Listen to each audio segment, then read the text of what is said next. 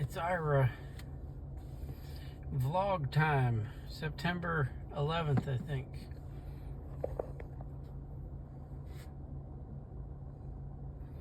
$2025.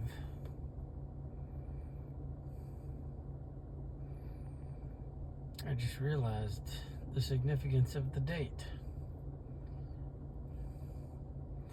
9/11/2001 was the trade towers collapsing, so 24 years past that.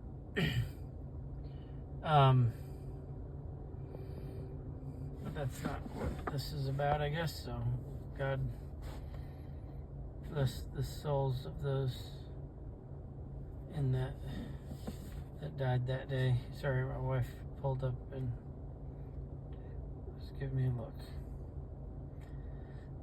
Anyway, I'm in a rental car. It's not their usual thing, so I'm holding this. I don't have my phone holder.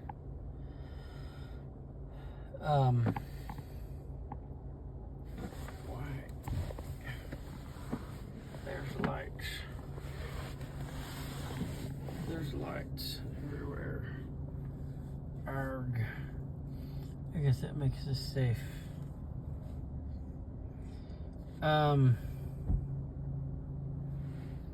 What should... You can't zoom in. There's a scary lady. And, so... Sorry, I'm tired. We spent today doing... seeing people. Well, first... getting this rental, because if you've been following things on my social media, they were like, nope, we don't have it. And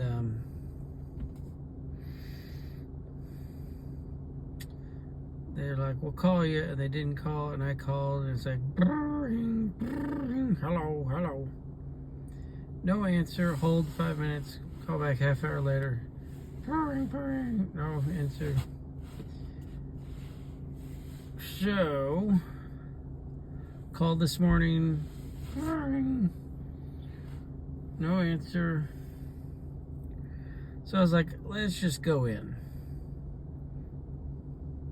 Just go in, and they're like,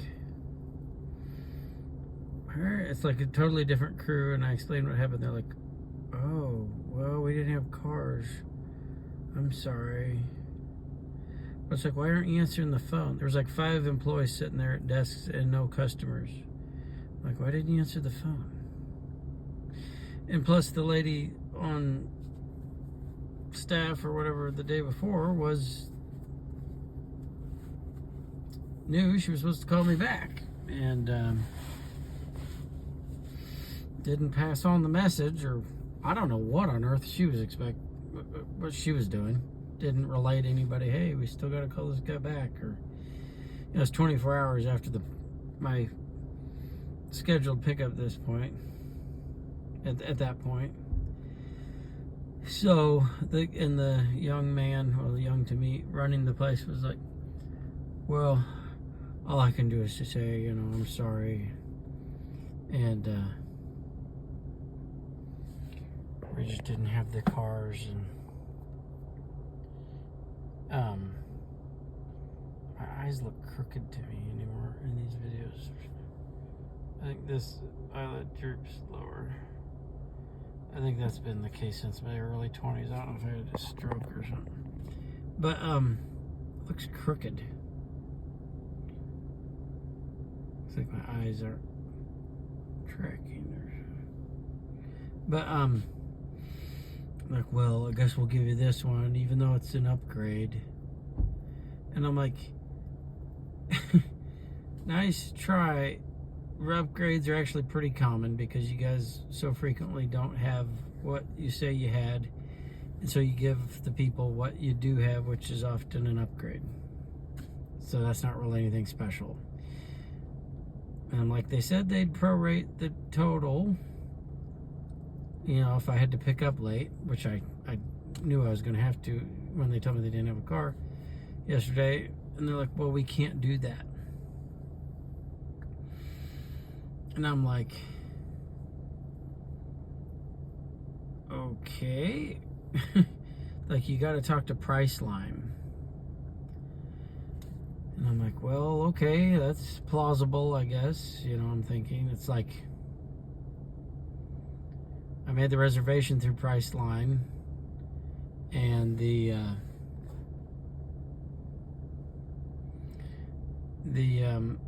charge hadn't hit my account. My eyes look crooked. This is bizarre. I'm seeing clearly. But anyway, I'm like, well, you know, I was like, is there a delay on the charge posting? And Priceline is the one that charged me. And the Enterprise is telling me the truth. And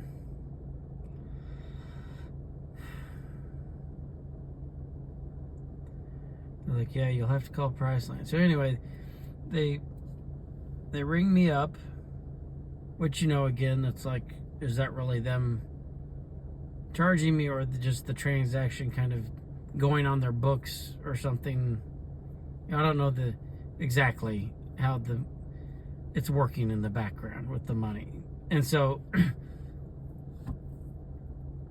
I gave Priceline my debit card information, so I know the insurance that I bought through Priceline hit, but you know, I didn't know if it might work differently with the rental. Anyway, they're like, here's the car, and you know, they charged me for 14 days, even though I was now picking it up on the second day of the 14-day window. And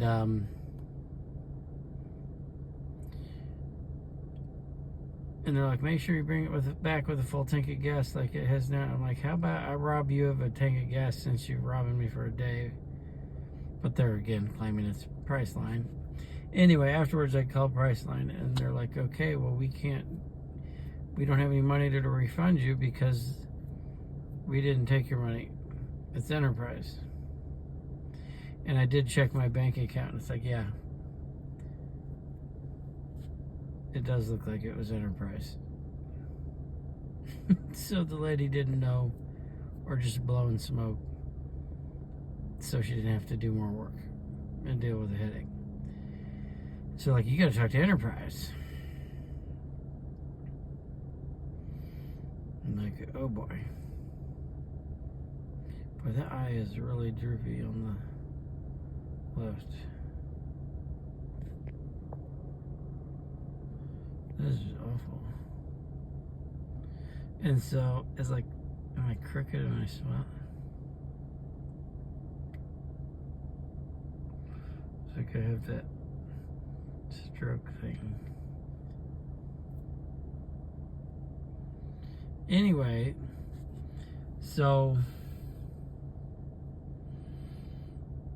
whatever. I'm not being angry or a jerk or whatever, but it did kind of stick in my craw, as they say. I kind of sitting there thinking, like, this isn't right. You can't just rob me.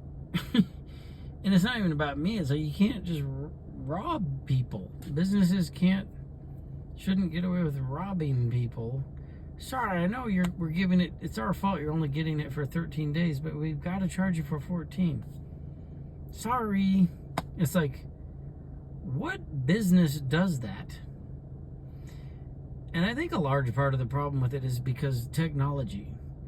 People don't literally, I think a lot of it is people literally don't know how to execute the solution on the computer.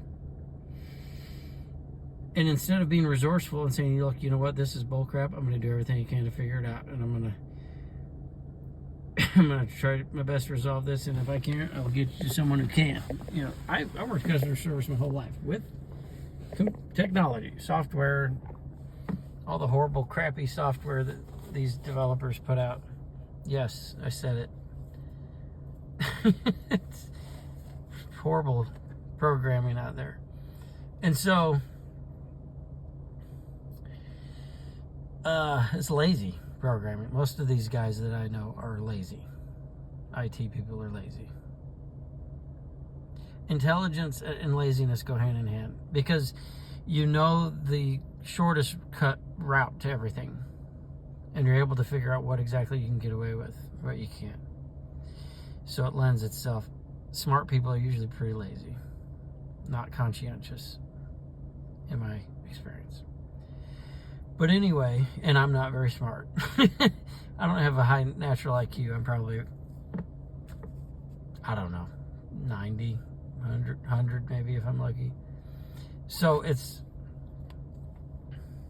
I've had to be conscientious to survive because I don't have latent mental ability, and I don't have latent physical ability either, so I didn't cut it in the blue collar world either. So sorry I'm moving this so much. So we get the car like planned. We're like, look, we'll still just use both cars, so we can make extra money, and that'll just help us have extra money. Because another thing was, we're like, we could try to cancel this rental, but I can't even imagine. You know, all we're hearing is we can't get our money back anyway at this point. So why? So, because I guess I did try that with Priceline, I can't do it. Anyway, we decided, okay, Nikki wanted to see as many people as we could today while we're in town. We saw friends of ours and their new baby, which was awesome. And we saw her sister and her niece, which I guess, by marriage is my niece and sister-in-law, and their family friend, Lo, and then our oldest, Maddie. We went to hang out with her at McDonald's, and then our baby girl, Evelyn. Yeah, we just chatted with her briefly. That all took all day after getting the rental. But in the midst of all this, while we were driving from, I think, her sister's to right when we arrived at her sister's, the car display pops up and says system malfunction, contact your dealer. And I'm like, it wouldn't let me do cruise control or lane assist, which is whatever, fine. But I'm like, okay, something's wrong, and it says I gotta go to the dealer. And so I called them, and I call Enterprise, and I'm like, just so you know, your car is saying this, that it needs to go to a dealer. And they're like, let me check. And they have me on hold for a bit, and they're like, that's nothing serious. You don't have to worry about it. And I'm like, I am not dumb. I know you just Googled it, probably, and read some stuff about what it could be, which I also did, and you decided the things it could be aren't serious, but in fact, I think some of them could potentially be, based on my limited knowledge and experience of cars. Not limited experience with cars, but so they're like, well, you could trade it in. You could take it to any Enterprise and trade it in for another one. I'm like, I think I want to do that because I just don't want anything to break on my watch. I don't want to deal with this, especially since we're going to be driving to Wyoming. I don't want to be going in the Nebraska sands or whatever in the middle of nowhere on I-80 and have it just stop. So that's the newest thing with the car. And we called the airport after we got done hanging out with everybody. We called the MCI, or Kansas City International Airport, because they have an Enterprise that's open till 1 a.m. and big surprise, couldn't get a hold of anybody. So we were gonna go out there tonight and see if we could switch it out, and then just sleep out there in the van. And so maybe we'll try it in the morning. I don't know. It's kind of shocking how bad we had that apartment first when we came into town that we had signed the lease on, and it had mold and all this garbage, and then you pay for a car that you get robbed a day of, and then it has an error and they can't make it right easily, at least in any way that's easy, convenient for us. It's just crazy. But I'm trying to just stay positive, and it's just worth noting that the American business, there's no confidence, there's no trust. At least there shouldn't be. If there is, it's misplaced, it's ill-founded. So I don't know what that, I just can't imagine the future of the American stock is any good. It's just garbage. The goods and services are just garbage. The ones that I've utilized, even something as simple as McDonald's, which is like, that is one, in my opinion, one of the most solid companies, American companies there is. They have been around, I guess, since the 50s. And they're just, how often do you see a McDonald's shut down? Go out of business. They just have a solid model. You go to these places now, like in a lot of the places we went in the country, these places were an utter joke. You'd go to the curbside to go order. They'd never bring it out. You had to go in. And sometimes they'd argue with you. You didn't order. Because like the order, it seems like something's happening, like you put in an order and it goes into some kind of digital queue and somebody marks it complete so they can make their numbers look better.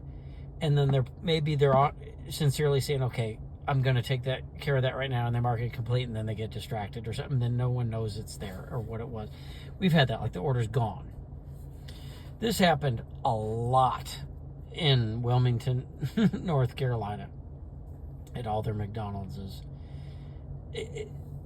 I guess that's a good town. I guess I like it, but their McDonald's, I called and told the regional, I was like, you got a problem, whoever is over this region. This place is garbage, and we travel around the country and eat at a lot of McDonald's. This is the worst. And it was like that in Florida and a number of places, and in Kansas City here, it has its problems. As DoorDashers with the McDonald's, these places that just treat you like garbage. And I don't know, the American good or service is not good. or it's like, for the most part, the Hondas, the vehicles, you want a good vehicle, a good reasonably priced vehicle that'll last, Toyota / Lexus, Honda / Acura. That's where you go. That's what you get. And yeah, I guess maybe America is involved.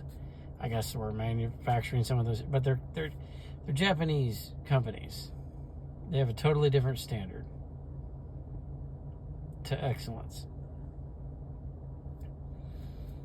It's just, everything's just been devalued. A customer is not valued. Quality is not valued. Repeat business is not valued. It's just, I don't know what's going on. But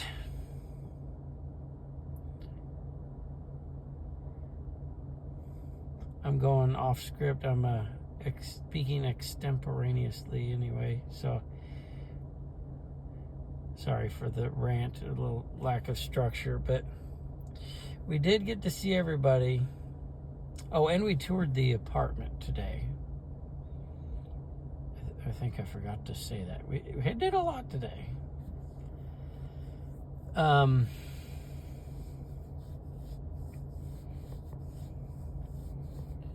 So that was cool. That was also a little weird. Like, they took us to see a model. We didn't tour the apartment we're going to go into. We go in November, and I guess our apartment is still occupied. And we had set up a tour before we got approved for this apartment. We set up scheduled a tour to see what we thought was going to be the same type of apartment, but just a different one, the same layout. It wasn't the same layout. It was their like one model apartment, from what it seemed to me, based on what this person was saying. And it was their best one, the biggest one, and we're getting a much smaller one. And she was like, "You're going to be in that building in there." And I let her do her thing. She showed us around. Very, very nice facility. Really nicest place I've ever lived in. And I was like, "Is there any chance that before we go back, that we could go to the building that our apartment's in, and like just kind of see inside, and maybe even just walk by the apartment we'll be in, just so we know where it's at and what it's like there?" And she's like, "No, I'm not going to do that, because," and this is major paraphrasing, but she said something to the effect of, "It will make the people feel like we're pushing them out, and it's a security or privacy issue or something, like as if we weren't residents. Like, we're approved now. You've done background checks on us, so being in the building is kind of," I didn't understand the logic. And plus, we were in a different building, and she showed us around that hall. I'm like, "We're with you. You've background checked us. We're approved to live here. It's just that we have to wait. And as a DoorDasher, I have been in these buildings, some of them. It's kind of like, and I didn't ask to go in the unit, so how are they going to feel pushed out?" I was just kind of like, oh. Because to me, what that says is red flag. You're hiding something in that building that you don't want me to see till it's too late. I pray that is not true. And I pray that she just was not wanting to deal with it, or maybe was ignorant about it, or something mistaken. But let's just pray that it's not a hiding of something, because remember the last place, we couldn't see the unit, and when we got into it, it had mold. So these places are pretty posh, though, so I'm assuming not. It looked like the unit we are getting is pretty sweet. It's like top floor, or like fourth floor, and these buildings are up on like the highest, I think it may be the highest point in the entire metro Kansas City area. And in fourth floor, on the highest point, fourth floor, facing the south toward the Olive Liberty in Kansas City and the surrounding cities. So it's a pretty epic view. That's pretty cool. So, but we had a big day. Got to visit a lot of people. That was really cool. And we don't really ever do that kind of thing, so that was really neat. And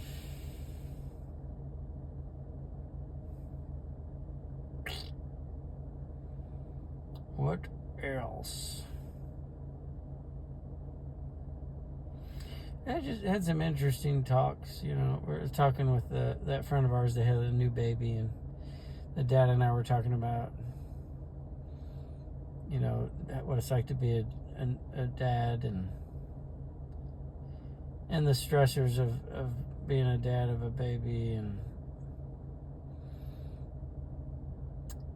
because he's a really good, attentive dad. Some people are just kind of glib about it, but I was not like that as a dad. I took it very seriously, and still do. And he also takes it very seriously, and they can come with some anxieties and stuff. So guys need some support out there. There's not much out there to help, guys with that, because there is postpartum depression. I mean, of course, but there is something that happens with guys too.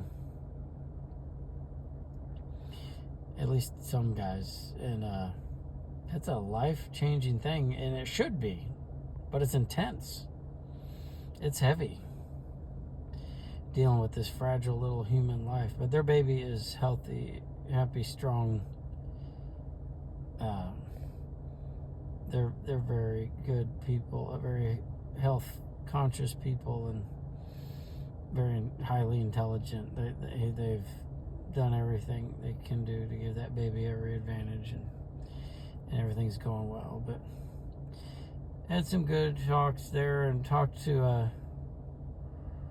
had some interesting discussion over at her sister's with that friend of the family. He's Haitian, and I guess he grew up in New Jersey in a Haitian neighborhood and moved here, and we had some discussions about race, which, that's always a delicate topic, especially between people of opposite race, or whatever people of opposite color.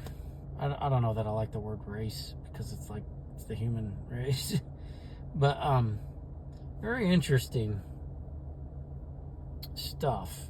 That's something I might try to write on. It can be delicate. I kind of wrote on that a little bit in my blog about the Cracker Barrel controversy. I grew up in a pretty mixed area. My high school was over half people of color, and I just kind of was friends with everybody, and I was involved heavily in a church in my 20s. It was mostly Mexican Americans, and I was great friends with these people, and it seems like since then things are more tense. Like we were talking about how you maybe aren't welcome necessarily in certain places. He was talking about, forgive me, I forgot some of the details, but I think it was him and a relative, and then I think a husband of the relative he referred to the husband as a black Mexican, but he said a very, very dark Mexican, which there are black Mexicans, I know that, and there are, and they have their version of native indigenous peoples, and then the Mexicans, as I understand, mostly Spanish and native combination. Not that that's all it is, I'm not saying that, but and I guess the dark guy was not welcome in there. and this Haitian young man I was talking to, he realized it, but they ended up leaving because they didn't get served, and we kind of talked about place. He was like, why?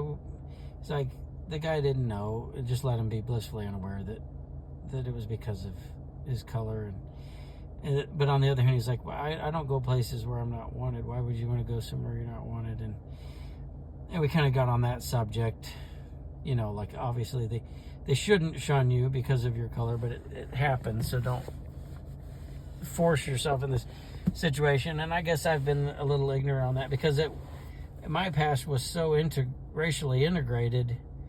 I think I was a little ignorant or blissfully unaware, and I did talk about some experiences I had where maybe I went places I shouldn't have, kind of like, I remember when I was in that church, we were very evangelistic, and there was a young man of color that had started giving his life to Christ, trying to get serious about living for God, and I was trying to work with him because they try to pair people up.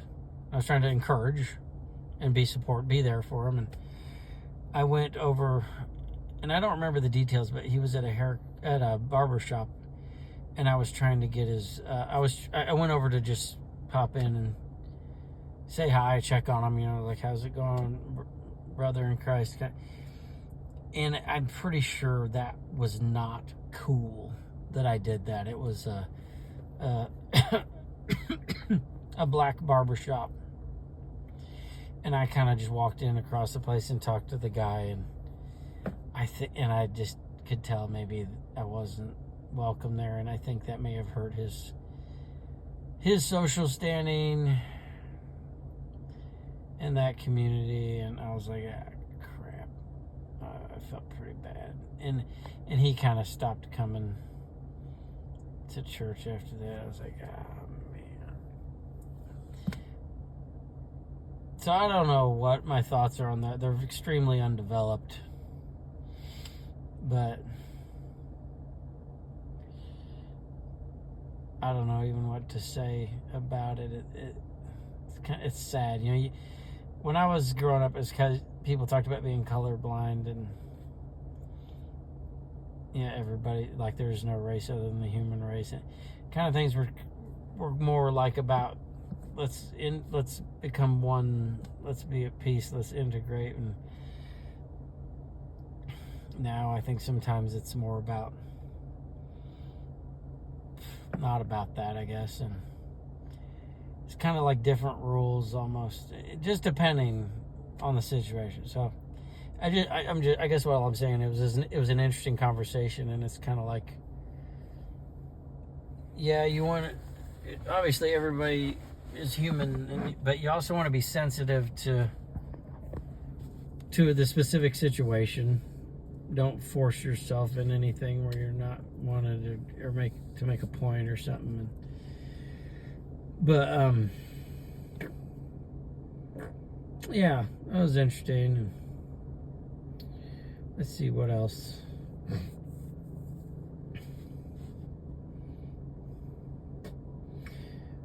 Madison, our oldest, is doing good. Seems to be. She's looking for a new place to live, and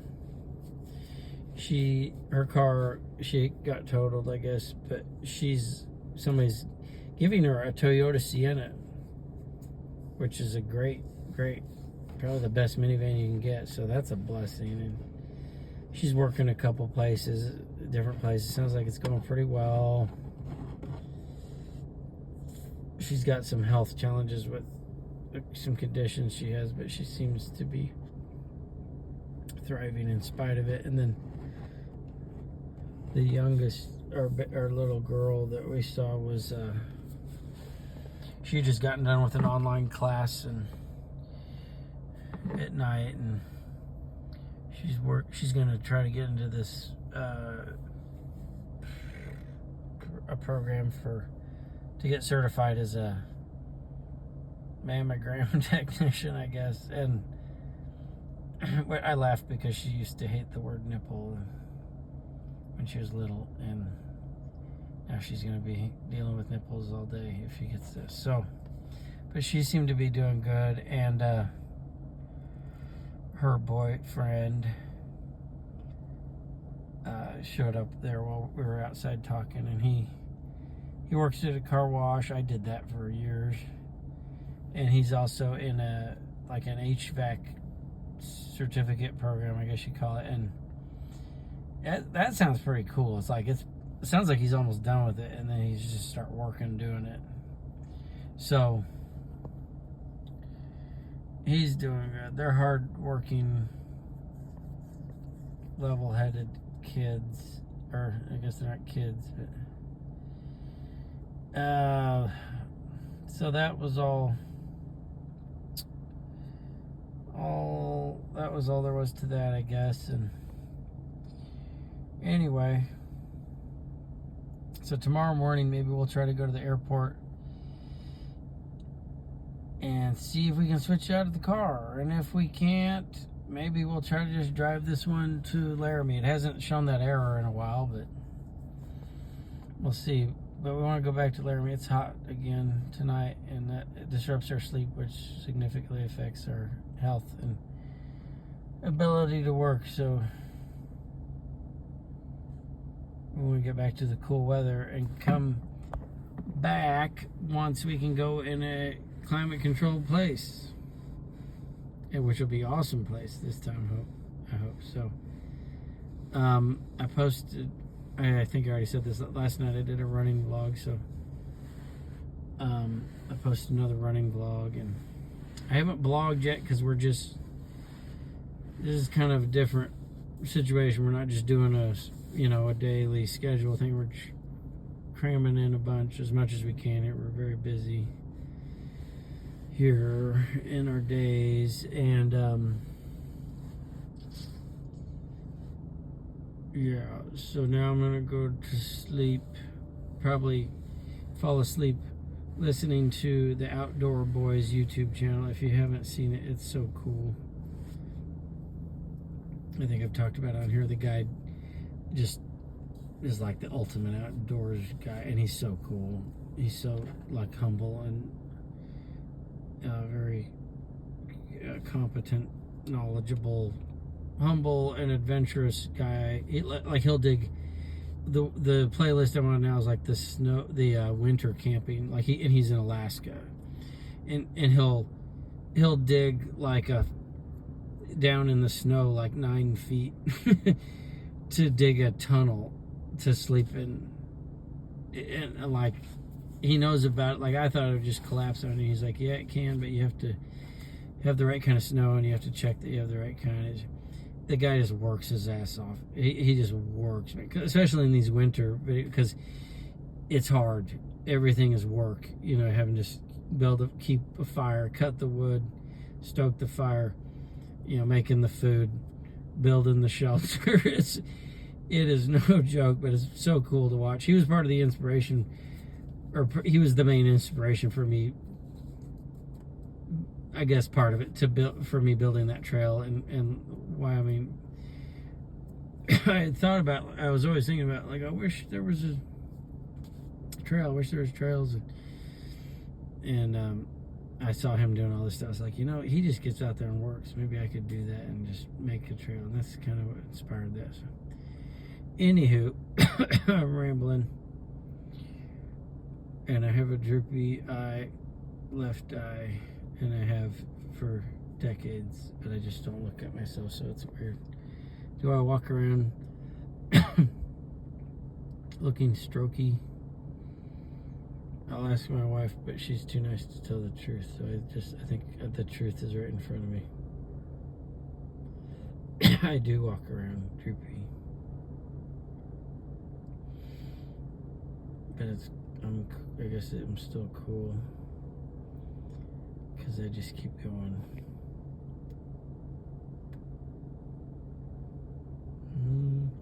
Okay, thank you guys for watching. Have a good rest, and I will see you tomorrow. At least that's the plan. All right, good night.